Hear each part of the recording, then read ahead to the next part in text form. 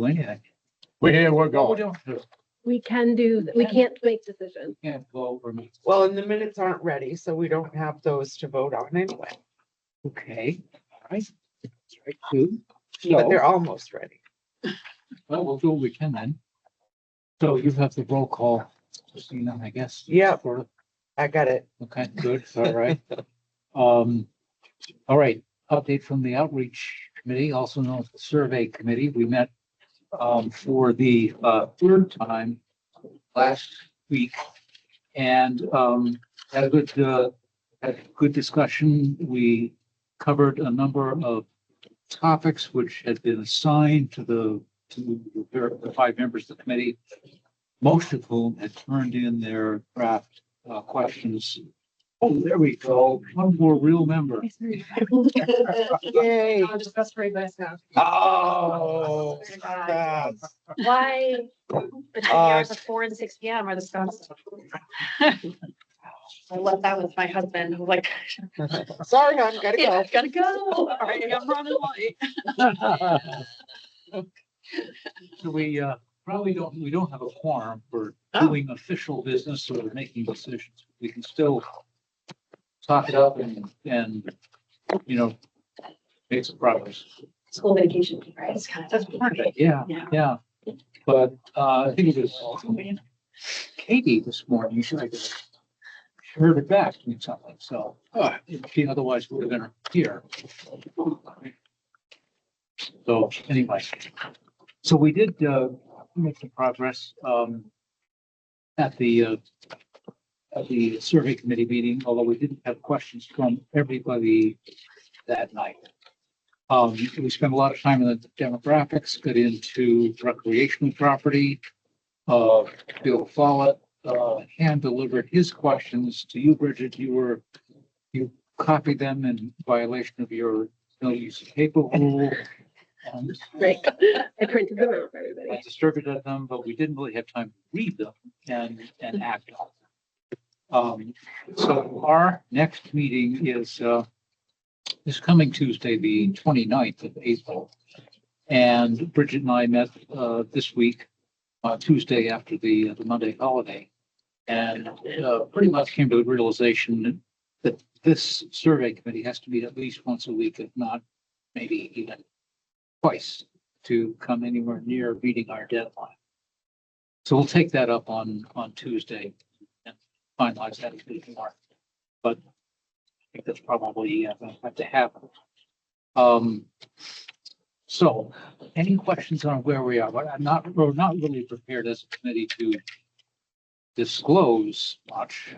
We sort of came to the conclusion that we'll do all our topics, take all our questions, come up with a draft comprehensive survey that covers all of the various subjects and present it to the full committee for its review and approval, and either go back and tinker or take it from whatever happens that particular meeting. So bear with us. We're trying to move along.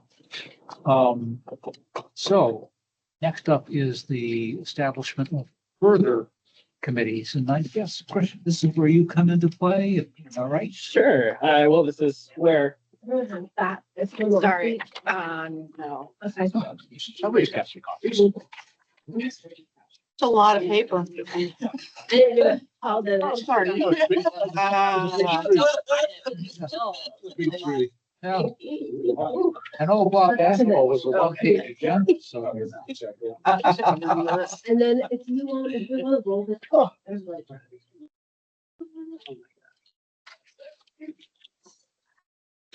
Thank you. Oh, wait, hold on. It's the last now. I'm showing my Ludditeness. Oh, look at that. So I can. Oh, is it, do we think it's okay to erase that which is here now? Okay. Alright. So as you'll see in these packets, from Paul last week, there is a recreation of the state's, optional checklist, for sort of having a comprehensive plan, whether or not it meets the state's requirements. And each section is a chapter that sort of needs to be happened, like needs to be addressed in the plan. So we've got historic and archaeological resources. We have water resources. We have natural resources, a lot of resources, agricultural and forest resources.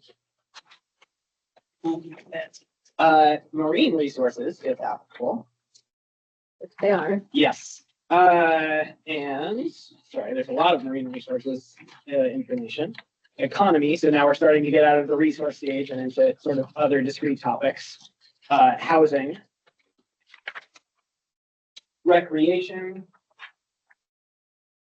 transportation.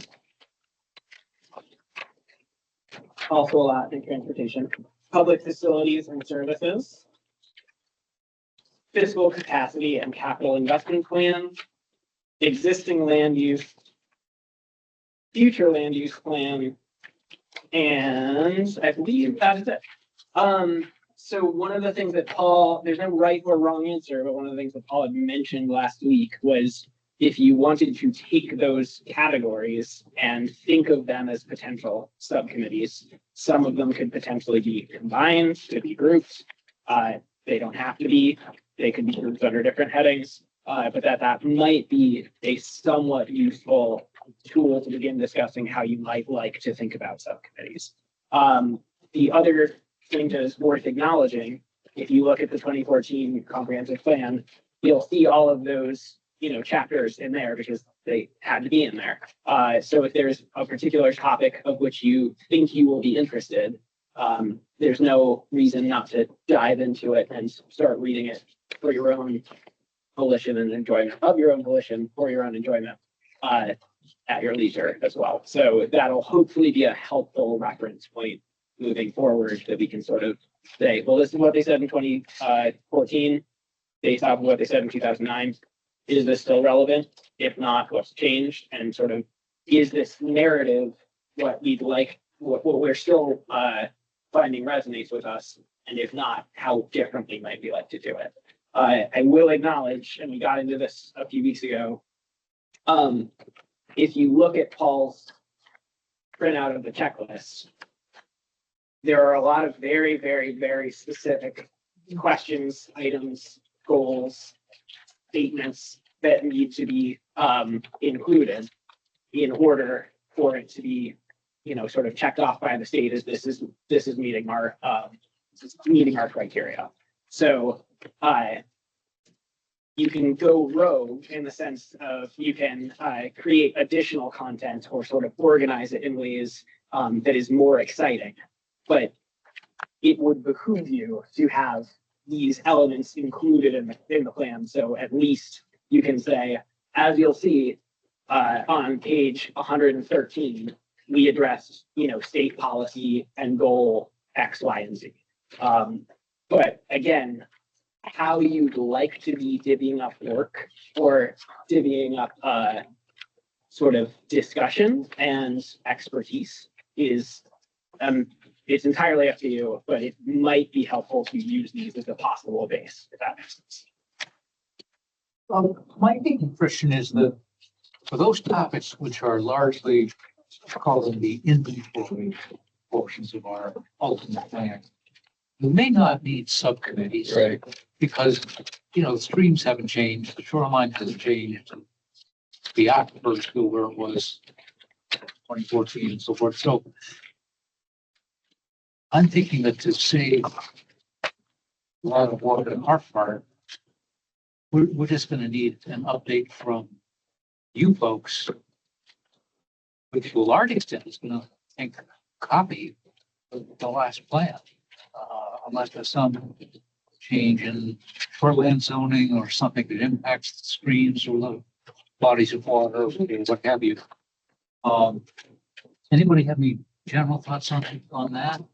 These aren't policy topics that were, again, How many subcommittees? I'm trying to think back to 2014. I know we had one for land use, and I'm just wondering what other subcommittees we had. There is one area that has changed in the last 10, 15 years, and that's our ocean use of, ocean farming, if you will. Ocean farms, and ocean farming. So Aquaculture. agriculture, yeah, it's, so I think, we should address that and as to how that affects all our shoreland is residential. We don't have commercial shoreland, so any use that happens offshore is commercial. So you're affecting residential. What is the impact of their operations? Are they running operations? And so I think there's a little bit of discussion in that area. It's going to be different than the past comp plan. So just to back up a little bit, the part of the requirements are these inventory chapters, which I think we've mentioned it before, but just to make it clear again, we're waiting on the state for some of that data. So the inventory chapters themselves are very data heavy, which will then go to a subcommittee, which is maybe like a natural resources broad subcommittee to then dive into, okay, here's the data that we have. Here's the information that we know for sure about Cumberland. What's the plan? What's the 10-year plan? Do we want to promote commercial aquaculture off the coast? Do we want to preserve our vernal ponds for frog habitat, right? Like what does it look like? What's the goal? What's the vision for 10 years? So there's kind of two pieces. There's the inventory and the data, the hard requirements from the state that really Christian and his team are going to help us do. And then, kind of depending on the subcommittee and how much they want to get their hands dirty, COG can help us with the, hey, maybe this is the vision you want to think about. Maybe this is the vision you want to think about. Or maybe the subcommittee themselves just says, this is what we want to do.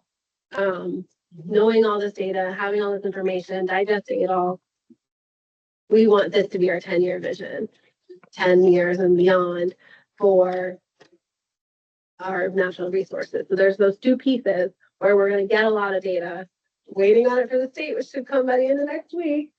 Fingers crossed. And then we'll be able to see that data, process it, and start visioning out what that 10 years looks like. So right now, making those buckets to just define, we know some of the inventory stuff is going to be a lot of data heavy work.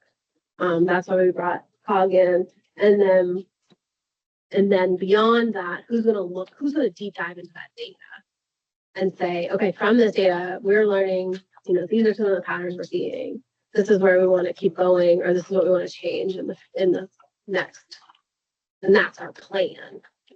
So when we think about those sections that are the inventory chapters and that are data driven, and then committees kind of forming the vision, will those also be informed by the survey? Will there be questions that say, hey, do we want commercial fisheries, off the coast of Cumberland?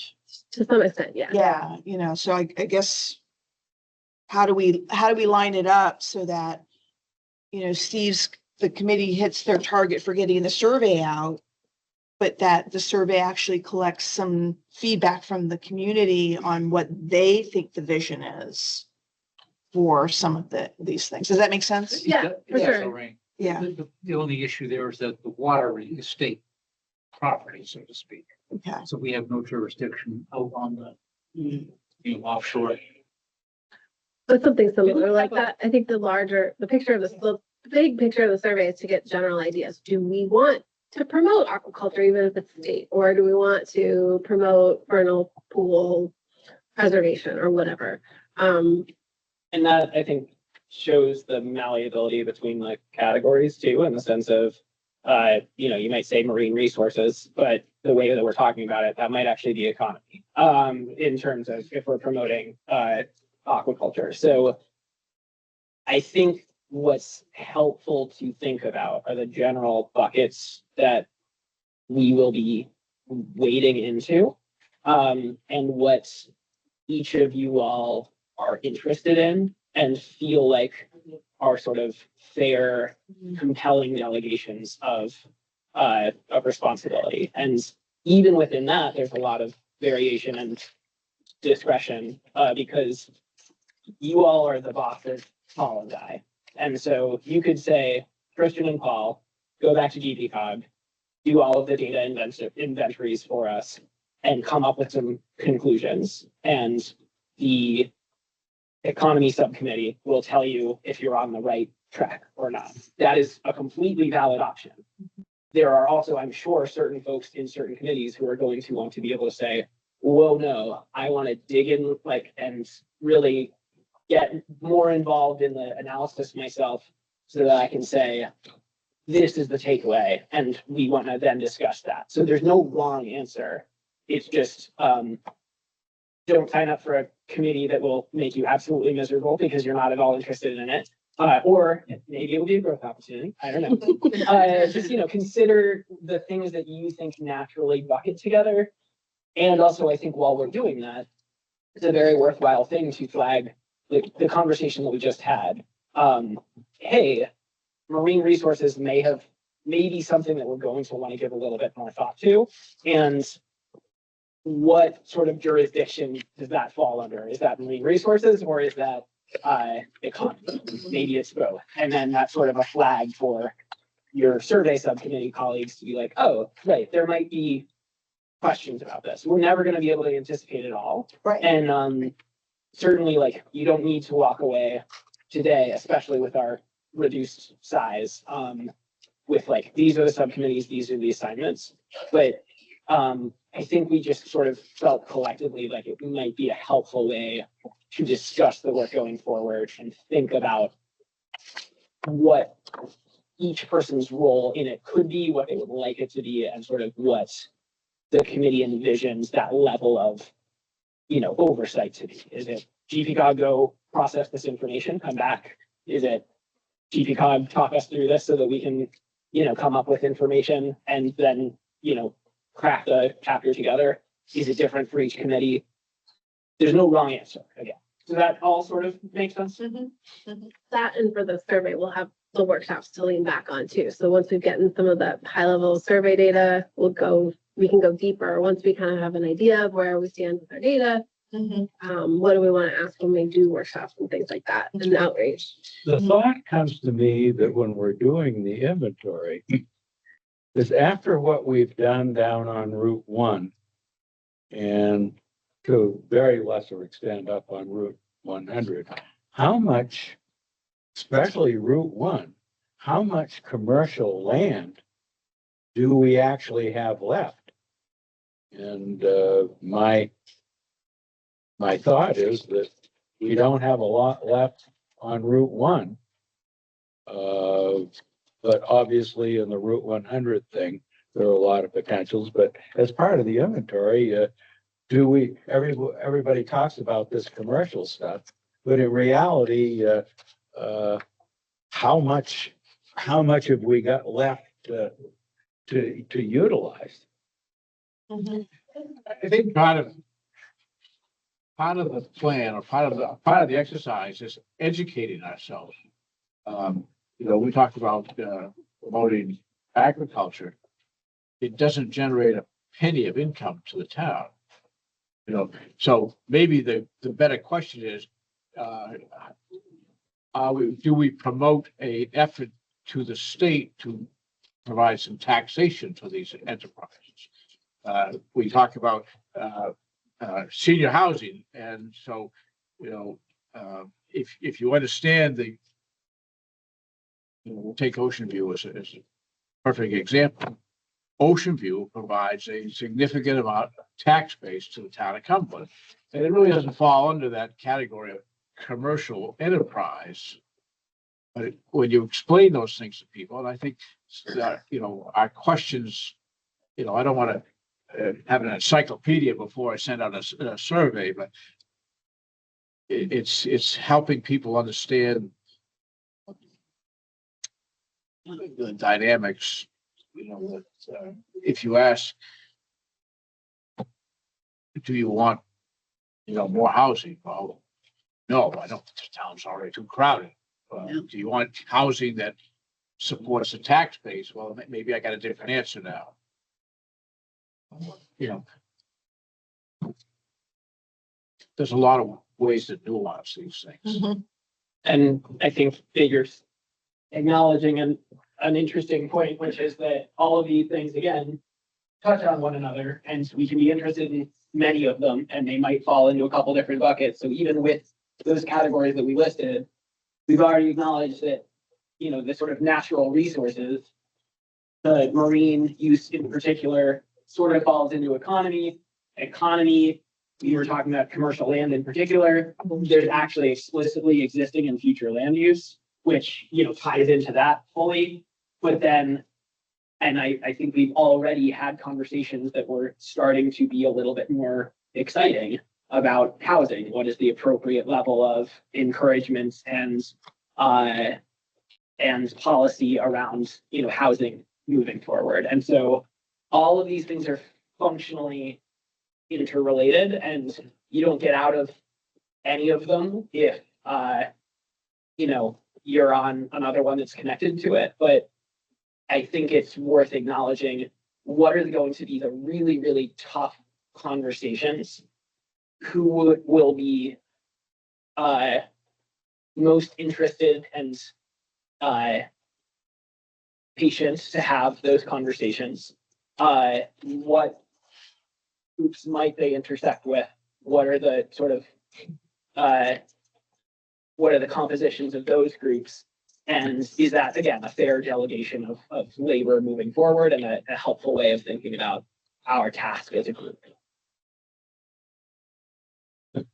Why are you chuckling over here? I'm saying the two-third rails of Cumberland policy are housing and dogs, What? Oh, and dogs. Dogs? Swinbrook, not public land. Yeah, dogs and public land. If you want to get your fingers singed in local politics, bring those two things up and call from Mother Teresa's 800 number. And at one point it was chickens. Yeah. Remember that? Right. It is chicken permit season, by the way.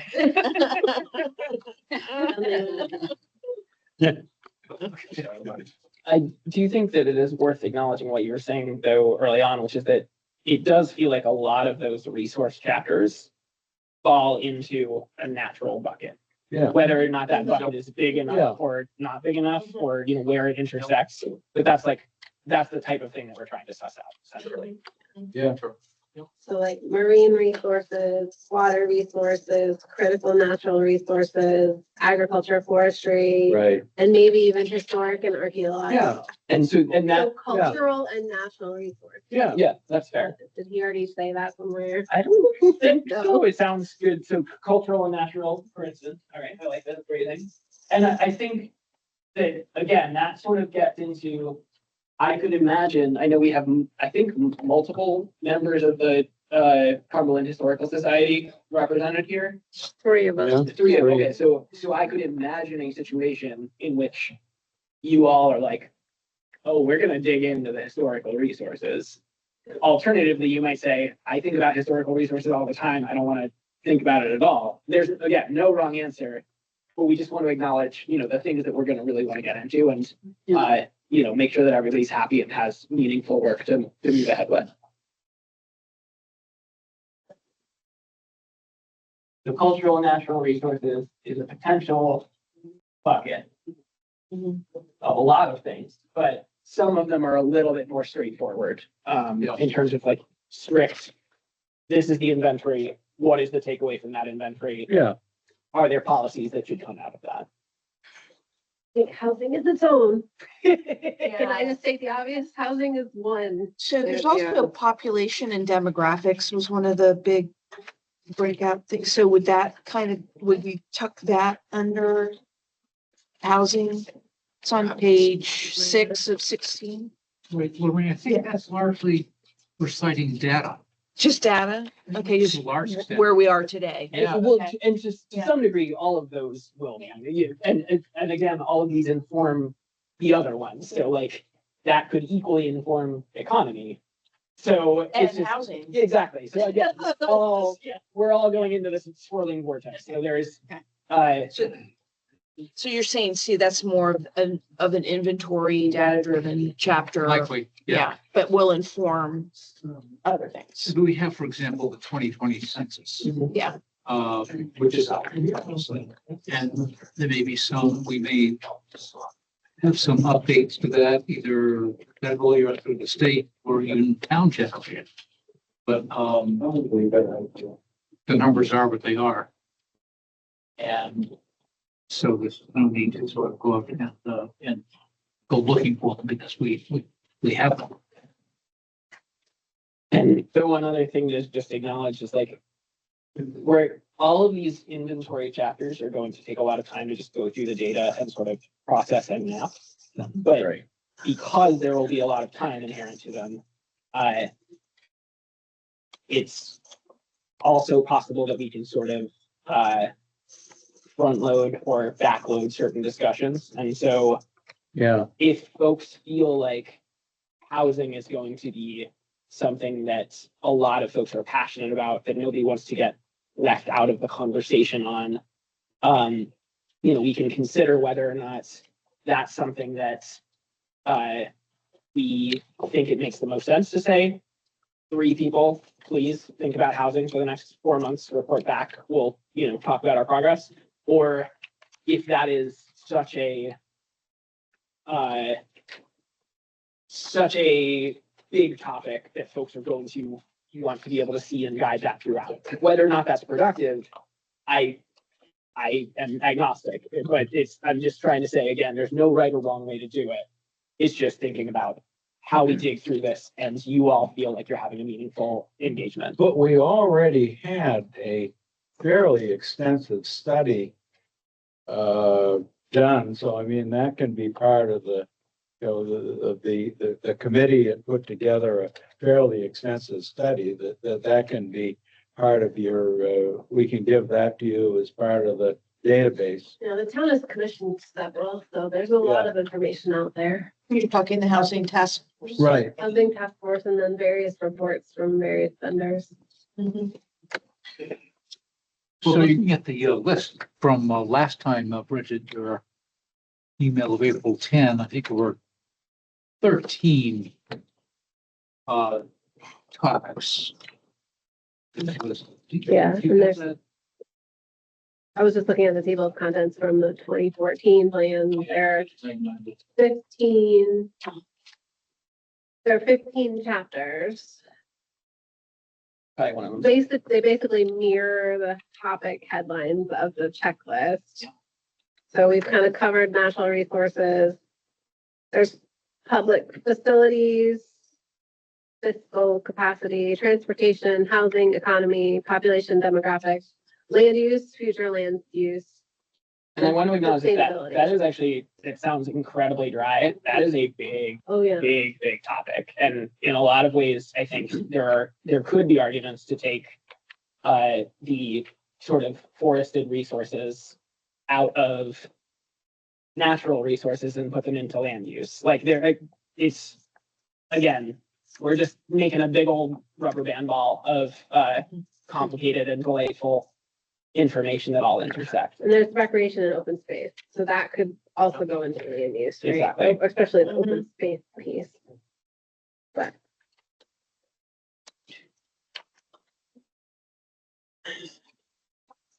And again, we don't need to have an answer tonight, but just if we can be thinking through it, I think that's a helpful way to, again, ensure that everybody And feels engaged and satisfied. yeah, we kind of don't want to have too many.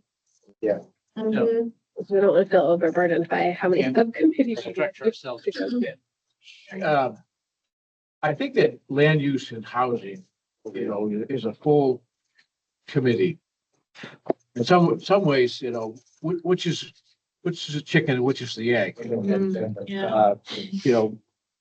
If the consensus is, we need more housing, well, then you're gonna say, all right, well, you need to change your zoning, you need to drop your acreage requirements. And say, okay, we don't need any housing. Let's just take the whole town, everything to a 4-acre lot.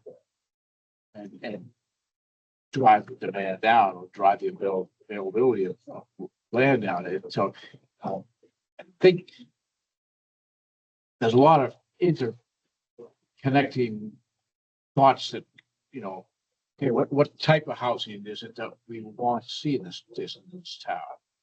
So do we drive the zoning, the land use into a more specific uses? You know, okay, we'll stick with the RR2, 4 acres, if, or but. You know, how, and I don't want to drive that conversation. I really want to sit back and let everybody else, but I think the two buckets, if you will, are really connected. And so another way of also just throwing in a complicating way to think about it is, there are 15 members of the full committee, I want to say. Maybe more, but Give or yeah. take in that ballpark. So, you know, what's an ideal subcommittee size? Is it 5? Is it 3? Is it, you know, everybody gets their own fiefdom of a topic and reports back in a few months? And so if we are thinking, hey, it would be better for conviviality and sort of just joy of going through the process together to have groups of 5 to 7, then I think having big meaty topics all linked together makes a lot of sense. If it's going to be, we need to cover everything, then we might need to think about smaller groups that are covering, you know, smaller portions and making sure that they're checking in with one another. Are we also expecting that all of these groups are, the subcommittees are meeting concurrently, like at the same time? Because it also impacts like, or are we staggering them? I know we've talked about like, we can put a conversation up front or leave it to the end, but are we envisioning that all these committees are going to be running simultaneously, which would mean we're limited just by our capacity of 15 people? So I need to defer both to Bridget and the chair, but one of the things that we discussed early on, I think Paul had mentioned this in a conversation with Bridget, was a possibility that, you know, right now we have, I can never remember if bi-weekly means. I think it Like- means both. like- Okay, cool. Thank you. I Right, appreciate that. right, yeah. I validated, thank you. But so right now we're meeting, 2 days, 2 Times a yeah, month. 2 days a month. so right now we're meeting twice a month Yes, with the full committee. It might be reasonable in the future right. to say, you know, one of those meetings is subcommittee meetings, and that could literally be all of the subcommittees coming to this room and Right. going into different corners. It Mhm. could be you all, you know, finding a different way to do that. So like that seems like it might be a helpful way of thinking about the schedule, and then, you know, potentially we can be interacting with one another. But there is no wrong answer whatsoever. It's just a matter of what seems like a enjoyable way of getting through it, and that would be satisfying to the satisfaction of the town of Cumberland. Yeah, a lot is going to depend upon people's availability on certain nights of the week other than Thursdays, which seem to be the best night of the full group. But survey committees meeting Tuesdays. And we spoke the other day about other little meeting rooms here in the building that might be available. There's a lot of competition. So Yeah, I've booked this room every possible day for the next year. And I've booked the West Conference Room, the small one down by my office, every single Tuesday have you? for a year. Oh, Yeah. great. Yeah. Wow. So we could do subcommittee meetings there. And then there's the spaces all over town. Yeah, fire Yeah. station. Fire station, library, yep, rec Take it on the hall. road. So it sounds like we're envisioning most, what we're talking about right now is trying to figure out which committees are gonna be running at the same time. I guess probably so. Okay, so we're gonna have each person's gonna be in one committee. Subcommittee, At excuse me. least, That, Well, yeah. how would you be in multiple? Uh, Oh, okay, but that's different than what you were just talking about, of having the There, Thursday. there are a million different ways we could do it, Yeah, and yeah, there is yeah. no wrong. I know, and And so the other sort of another way that we could think this through, and I'm just throwing these all out there so that you all can chew on them as you see fit. If you go through the state checklist and you just star things that are very important to you or that you're excited about, or that, gosh, I really want to be in that conversation. I would be honestly curious if your topics are different, if they are the same, if there's some sort of natural, oh, one group is inclined towards these and another is towards these, so that's sort of a natural break. Or if it will again be, some folks are interested in marine resources, some folks are interested in forestry, land use, and then everybody selects housing. So that sort of informs again how you can move forward. Well, I think we ought to, as best we can tonight, identify those subcommittees we want to have. Right. Some may lend themselves more to 3 members, others to 5. And to that point, although the survey committee is 5 members, it does have a short lifespan. So it's not going to last for the duration. And we'll all be freed up to do other things, hopefully, like Jim said. But Bob, I really like your idea of combining land use and housing. And I personally think that ought to be a 5-member committee because of its complexity and importance. We do. I think the bigger it is, the more success it might have when it comes back to the full committee, because there's like, we'll pay more input and buy-in along the way. Yeah. And I think inevitably there's going to be full committee meetings probably dedicated to housing and land use. Maybe even So we can't vote, but do I hear a consensus for Yes. combining those topics and I think that's a good idea. Yeah. Right, you got consensus. team? I also, All we can do is consensus stuff. I also wondered about economic development and the capital investments. Investment.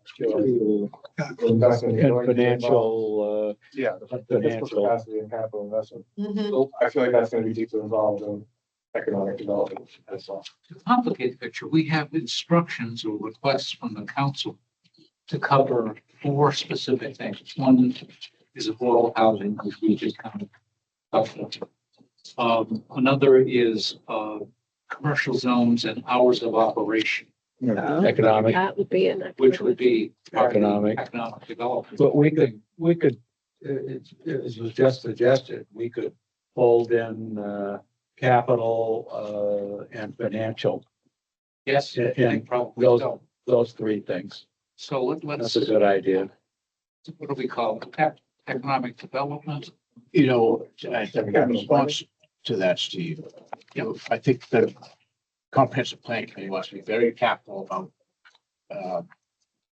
talking about specifics. Well, yeah, we're not, I think we use the last one as a guide of how specific we get. I mean, I think lots of stuff in the last plan was very specific. Beach, Ryan's Forest, I mean, very, very specific. So it can be a combination of both. And then one of the topics, this comes from an email from to me and perhaps to Richard as well, is that the council wanted input on a development plan for West Cumberland. And I was puzzled by that because years ago we came up with the 5 zones. Yes. And, we're seeing a potential, anchor tenant out there, Yeah. Rusty Lantern and so forth. And I don't know if you're, no pressure, Bob, but I don't know if you can elucidate at all what the council has in mind for West Cumberland growth plan.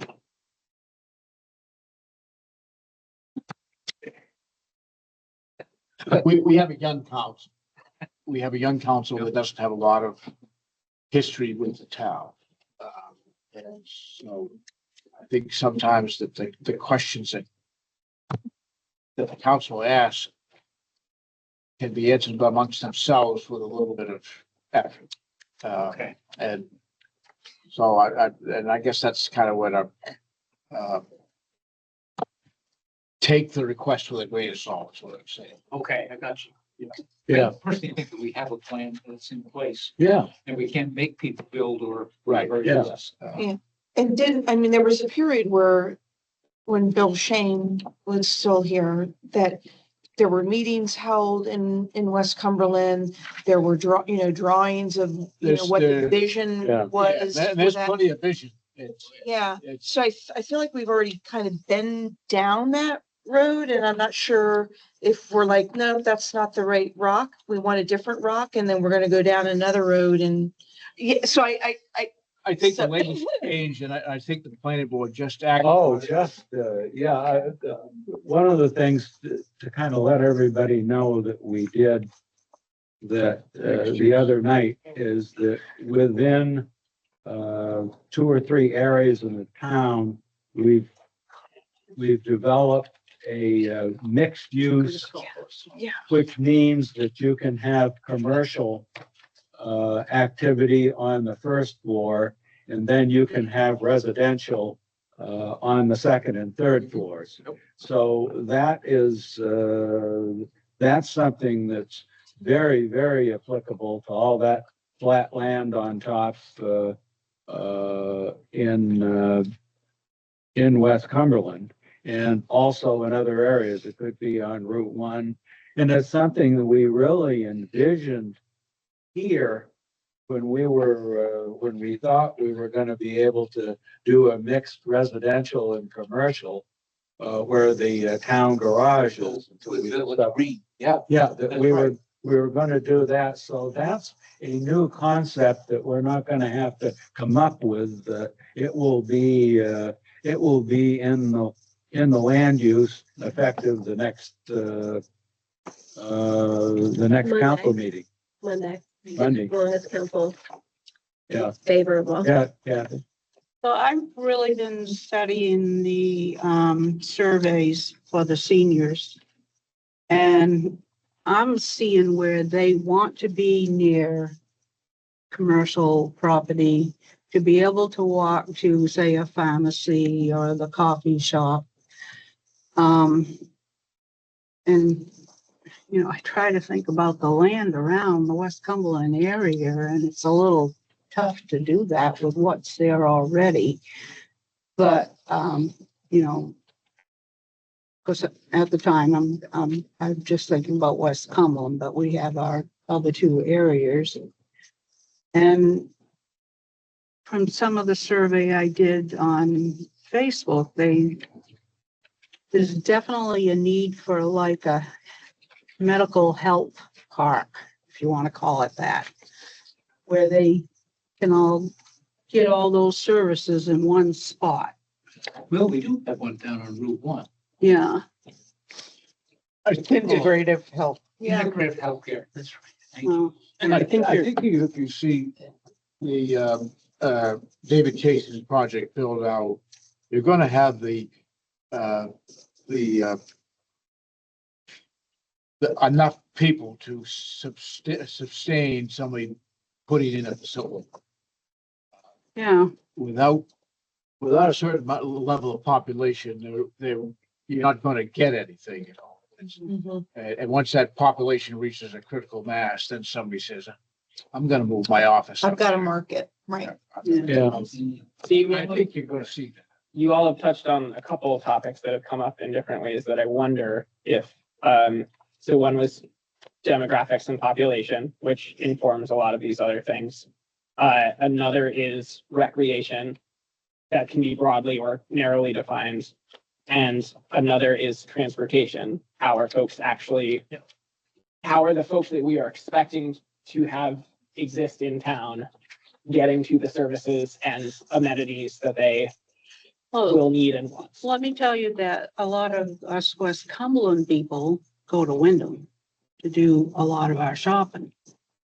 And so if there ever was a bus service, there's actually, a roundabout doing Route 9 or 88, getting on 115 and taking you to Wyndham and coming across the Falmouth Babbage Road onto Blackstrap and, down Blanchard and so forth.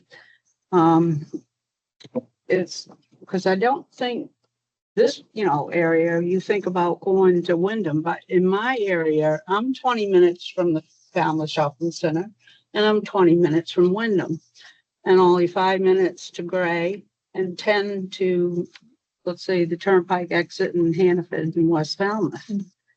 So with a lot of housing coming soon, you know, I can see a bus route making that trip all to Wyndham even, you know, and Yarmouth, you know. And coming through Falmouth, you could easily zip on through, Mountain Road to hit the Hannafords in West Falmouth.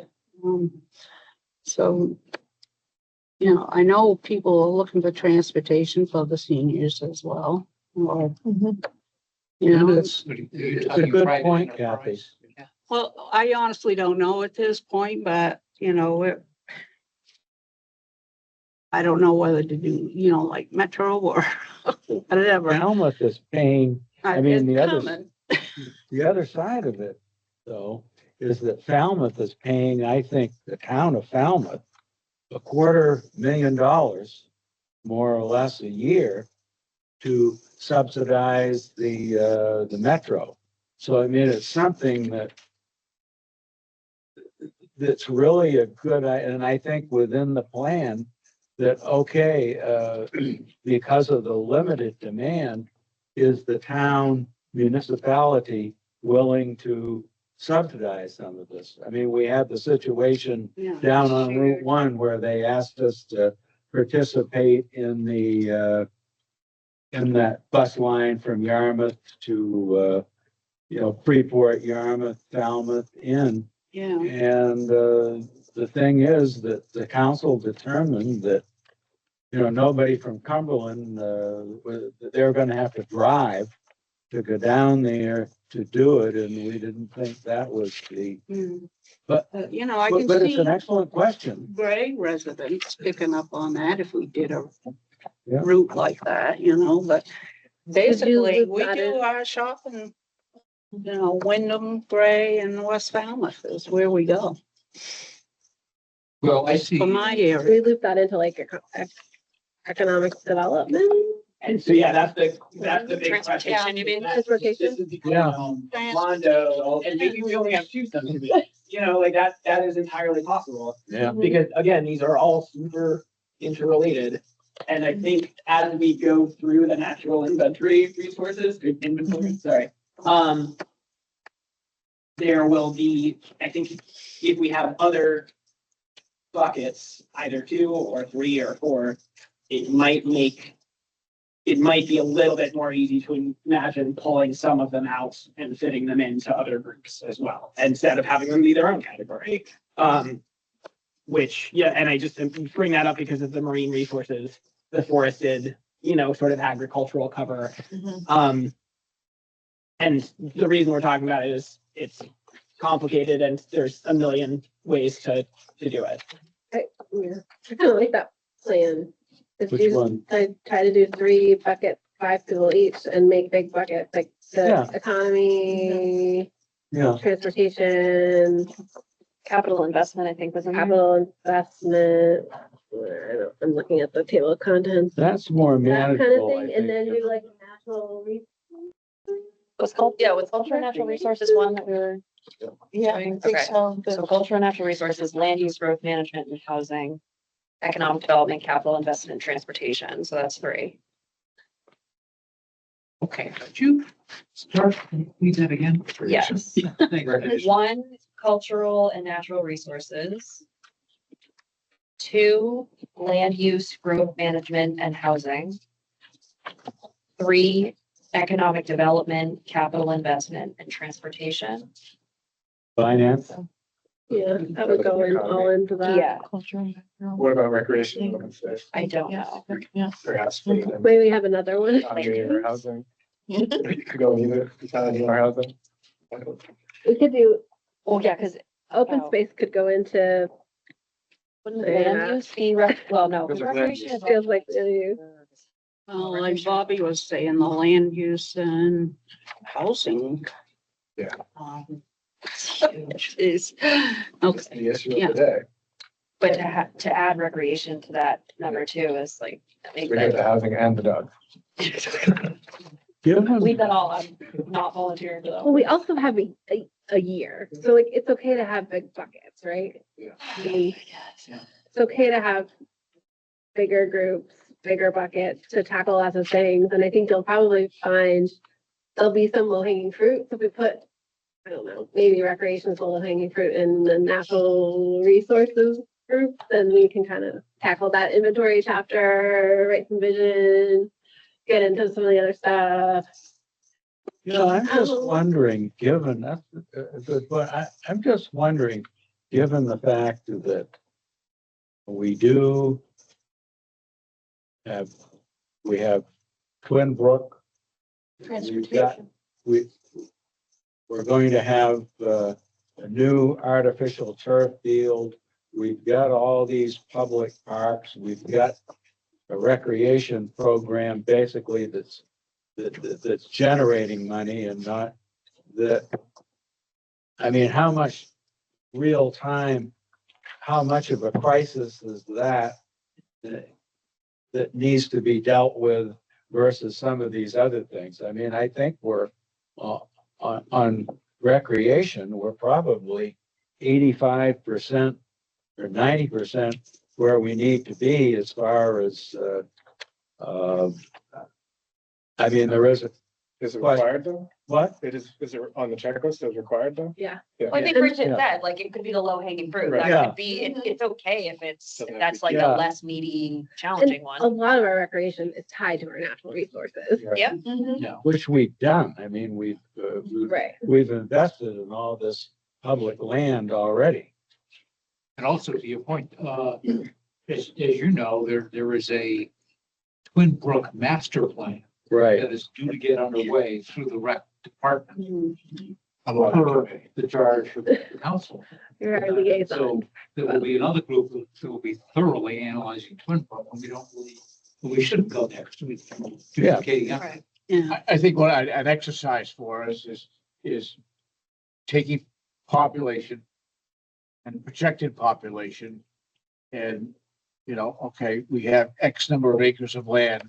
Some of it is in active recreation, some of it is in conservation, some of it is, so let's add 2,000 more people to the mix. And what was that requirement? So I know from the council, there's two parcels of land that are being looked at. You know, not exactly outright purchase, but we're looking at two parcels of land. So I think, you know, the exercise should be, we should be actively managing the lands and taking advantage of opportunities as they occur. All right, I'm convinced recreation can go in cultural, natural resources. I'm good with that. Agreed. Right? And then open space with land use, What's open space again? Just literally nothing. It's Okay. open land. Okay. Yeah. Yeah, that would go land use, and that's also growth management on that one too. Yeah. Using land use, growth management, open space. Yeah, that makes sense. I should see how that's different than land. Now come up with punny acronyms for our subcommittee. That'll be our homework. Not ideal. And for cultural resources, does that mean like library? It was historical society? and archaeological resources is the chapter. Okay. Yeah. Cool. I bundled those into cultural. Okay, yeah, that was cool. Cool. Love it.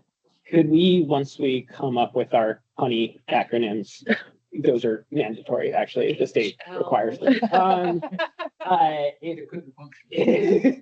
If we could just make sure that we're all on the same page by literally going through the list and saying, oh, that one's in that, that one's in that, Yeah. that one's in that, just to make sure that we have them all covered It's a good idea. and also that it still feels natural to us. So the one that we haven't talked about is less of a content and more of the outreach, right? So we've got the survey committee that's got that specific task. But then do we need another subcommittee to oversee the workshops and things, or is that just something that you guys like, so I guess that's a question. And that goes right back to you all in terms of like, obviously, we will do whatever you want us to do. I could see the survey committee wanting to naturally progress into that, or say, whoa, dude, we did the survey, that's enough.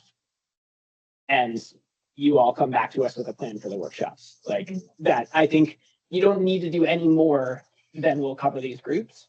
But since you said there's already an extracurricular sort of survey committee, there's no reason to not do more if that is so desired. I think Meg, that once the results of the survey are in and have been tabulated, that the survey committee will then take the lead in scheduling a series of public meetings. Okay. Yeah. To, well, the results will have been unveiled in one fashion, but maybe several topics for one night or for one area and others, you know. But I think we'll sort of morph into that Okay. as a mission. I didn't know that was what I was signing up for. So that's basically, we'll have a public engagement subcommittee that, Exactly. okay, so we'll just, I want to add that to the list, Yeah. so we know. Well, that. it is sort of a remote subset of the survey committee at this point. It can't do anything yet without. Right, the right, survey that's true, having yeah, been completed, yes. So, what I see from, I know some of my thoughts is we got sort of the Christian and Company on the inventory issues. Right. We got the survey committee at some point to become the public outreach committee, and then the three mega committees called for Net Resources Rec, land use, housing, growth management, open space, and economic development, capital planning, And transportation. and transportation. And so just point of clarification, just so it doesn't get muddled later. Confusingly, almost every one of the topics is going to require an inventory of some kind. So just acknowledging that might be not the best word to use moving forward, because a large part of the work within each topic is inventory of existing resources. So just so we don't get tripped up over that later. Sure. So you want to go through? If that's Yeah. okay with you all. So, And so are we saying CNR? oh God. We'll workshop it. Historic and archaeological resources, check. Good. Okay. So, cool. So that would be CNR, right? Yeah. Cool. Perfect. Water would be the same. CNR, lovely. I'm just talking, everyone stop me if I'm do it. wrong here. Natural resources, same. Lovely. Let's go. Agriculture and forest resources, same. Cool. Marine resources, same. Cool. Population and demographics. Economic development. I'd say COG does that one. Ooh, Well, that's because, fair. Yeah. because it's it's data heavy. And it would Yeah. inform Doesn't all it of the inform a other. lot of things? Right. Cool. No, I think that's a very elegant solution, actually. Economy goes in economy. Cool. Yeah. I know, it's a fun game. Housing, Housing right? goes in housing. Sorry, we were, okay, housing, H&L, Recreation, we put in the first one, CNR. DNR, Transportation's in Eckett. economy. Oh, this transportation applicable if the community has no MDOT approved STPA transportation plan. Um, Do we have that?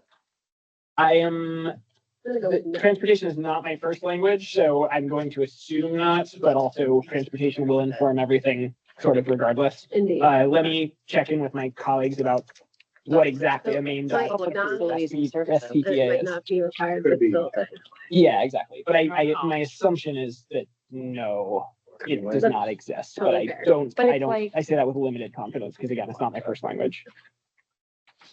All right, the next one is tricky. Public facilities and services. That's economics. Economics. Where we go with that may be driven by people's responses to the survey on the level of satisfaction and any narrative that they add to their multiple choice questions. I don't see that as being a giant lift. A lot of it will be informed by data. This is like public sewer, Mhm. public water, Mhm. stormwater management, septic tank waste, school construction or expansion. It sounds like a lot of capital investment. Right, Mhm. yeah. So we're leaning towards Eckett and trying to make Eckett happen. Eckett. So, Economy. economy, capital investment and transportation. It's the economy, stupid. I think that's probably That would the matter. cleanest. Cool. But we can change that. Yeah, and all of these, Yeah, and these can be fluid. Yeah. for sure. We're doing You're not- pretty good. I think so. Mhm. you can change things down the line, but it does seem like we're making tremendous progress towards a general vision. for Oh, moving yeah. forward. I think the next one is Capital fiscal goes in capacity. capital. Eckett, cool, Eckett, thank you. excuse me. Existing land use, housing and land use. Good to know. Future land use. Good to know. Land use. Rather than each and every. Done. Wow. Yeah, Bravo, Bravo, You team. know, understand, we've already defined our growth areas. Yeah. So unless they need tuning up, which sure they Right. don't, you don't have to spend any time on that. Mhm. We do, as you kind of informed us last time, we do need to actually designate the rural areas. And not just the term R1, R2 isn't going to do it. Right. We have to be more precise and so forth Yeah. than that. Although I see it as being everything left over after you subtract the growth areas.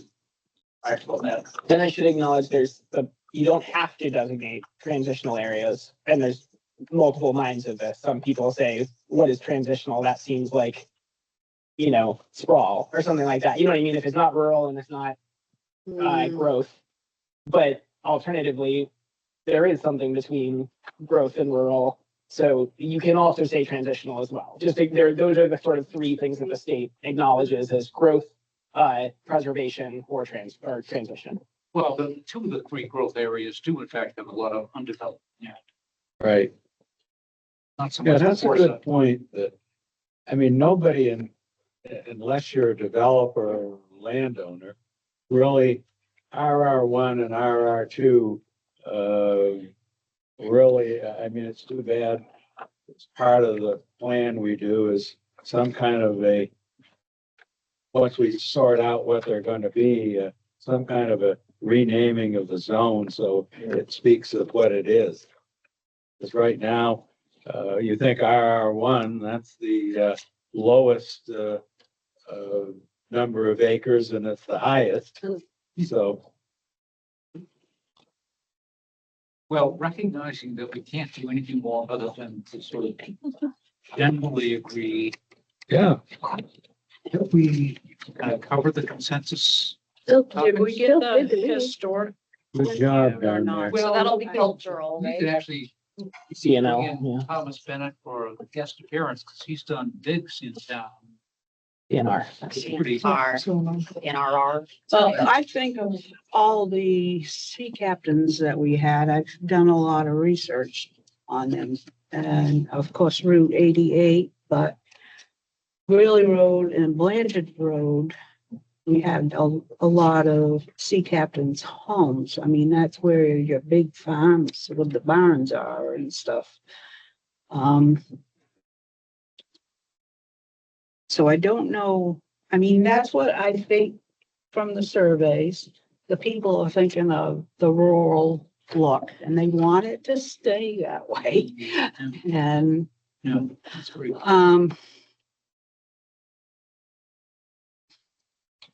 to tell you the truth, I've gone back and forth on a vision of what like senior housing should look like and starter homes and stuff.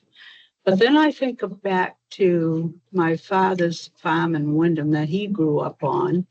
And you got the one big house that had the 8 kids in it. But then you got another size for the, might be 2 old maids living in it, that never got married.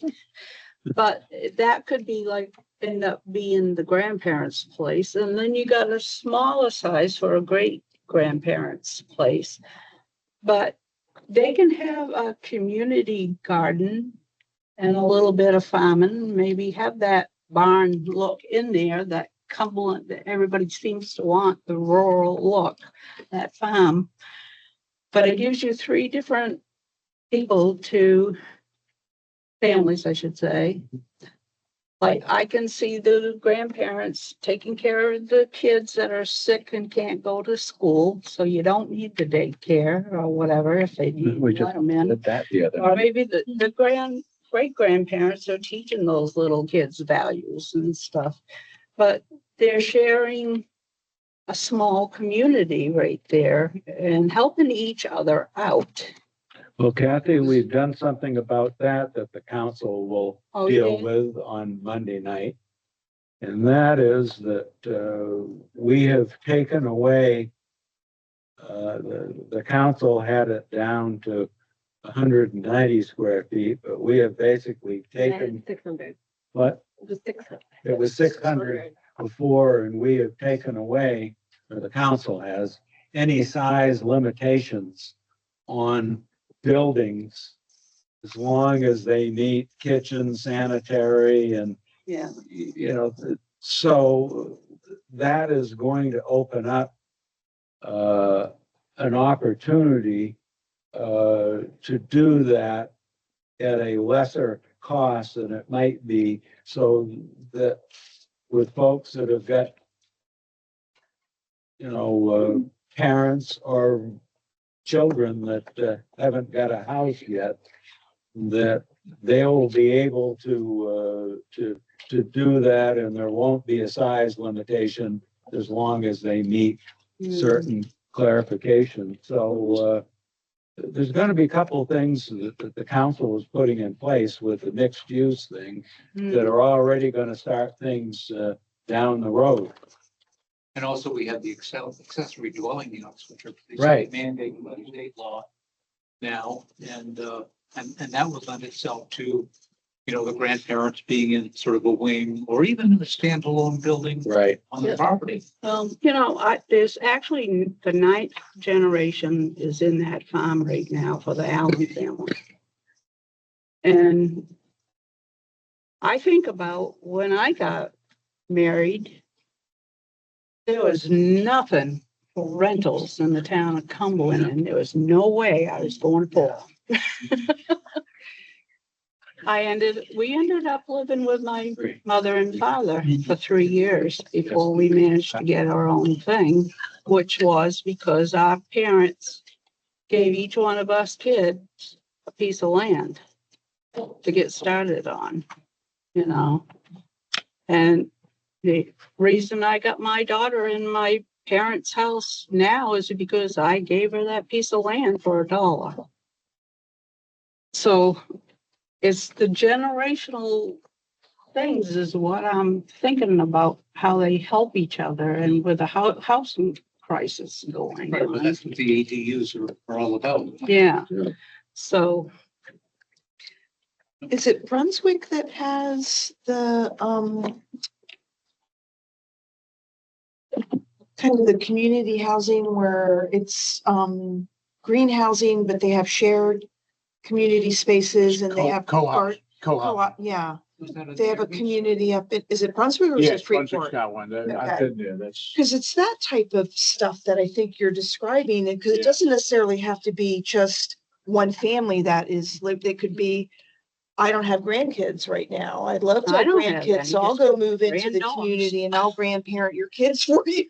right, So it's that type of it's helping interaction I think amongst those are the community things that members. the land use committee has Yeah. gotta ferret out and say, how do we promote this type of housing Yeah. into our land use? We don't need $2 million homes on 5-acre lots. Right. Mhm. But if we structure our zoning ordinance into, density bonuses, other things. Yeah, it's called 2Echo. It's the community, it's co-housing, and here's their little description. If you've dreamed of living in a safe and friendly neighborhood surrounded by woods and fields where residents exchange recipes, children run and play without fear of cars, and friends of all ages stop to chat in the road, take a look into to Echo and Brunswick. And is that on the air base? Can you tell? No. Yeah, that is in a very rural area.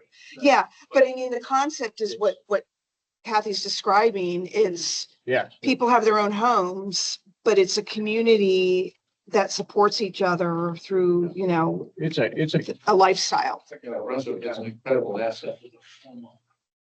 So anyway, just Yeah. FYI. So other communities around us are doing things that are quite innovative. Right. And I think it would behoove us to kind of explore that and Yeah. see, Yeah. does any of that fit the vision that we have for Cumberland? Probably fit 5 Yarmouths in Brunswick. So the whole town. is just- Yeah. It's a huge town. Yeah. Well, all right, we've done quite a bit tonight. We've got 2 folks in the public and we always have made it a point to open things up for public input and comment. And this might be a good time if there is any. Just listen. Okay, well, thanks for coming. Appreciate it. What else do we need to do? I think it's probably fine to call it because we have some exercises, but with a lack of quorum, we should just Yeah. say goodnight. Agreed. I was just gonna mention is, and it's just a history thing, but, because when the main mall got built, Congress Street, you know, kind of went downhill a little bit, but a lot of us teenagers and parents were taking the Greyhound that came from Lewiston straight down Route 100, I should say, into Portland. And that's how I got in town to go shopping with my Again, it's friends. private enterprise, so Yeah, gonna lure it back some. right. But I mean, we did have it up until 69, I know, 70. it wasn't town provided, so Well, true. taxpayer. I'm just saying there was transportation running Yes. through. Oh, you had the interurban. Yeah. Yeah, even further, but and urban was Renee Portland, Bustle. Lewiston. Yeah. So, Yeah, sure. um, Motion to adjourn. Yeah, thank you. So moved. you just don't know what's gonna happen down the road. Motion, 5 seconds, those in favor? Well, we're not voting. Yeah.